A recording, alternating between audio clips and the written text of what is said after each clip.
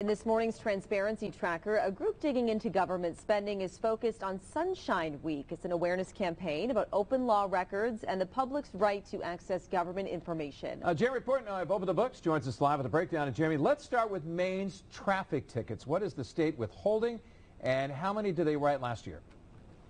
Good morning, Jeff and Katie. So we filed an open records request. We found last year police officers around the state handed out 57,103 traffic tickets in Maine. 80% of those got a fine imposed that added up to $8 million charged through the court system, which is a pretty small percent of the revenues Maine's taking in, right? That's less than 3% of Maine's total revenue, which is probably good news for drivers. You see other cities around the country, especially smaller cities, where they're relying on traffic revenue for a third or more of their budget.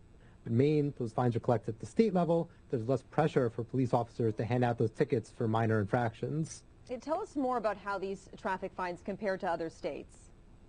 Yeah, I mean, it's tough to make comparisons because in most other states it's collected at the local level, not the state level.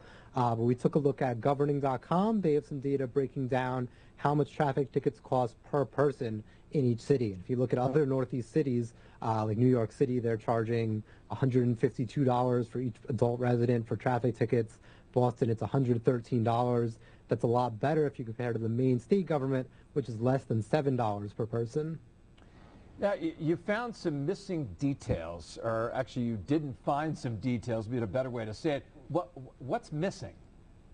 Right, so we put in this open records request. The court's press team was kind enough to give us the info I just shared with you, but they told us that you can't file an open records request with the judicial branch in Maine.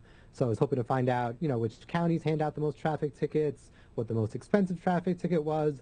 I can't get that info. There's only 6 other states that bar their residents from filing open records requests with the judicial branch. So it's now a whole third of the state government that's just totally exempt from disclosing information. And how does that affect everyday people?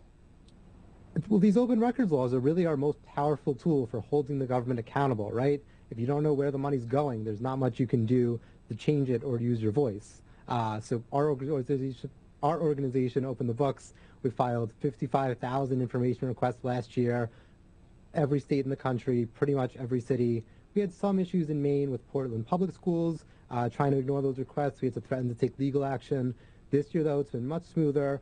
Besides this one, our records requests in Maine have been going smoothly, so I'll definitely be back to share a bunch more of those with you. All right, thank you very much. Jeremy Portnoy, Open the Books.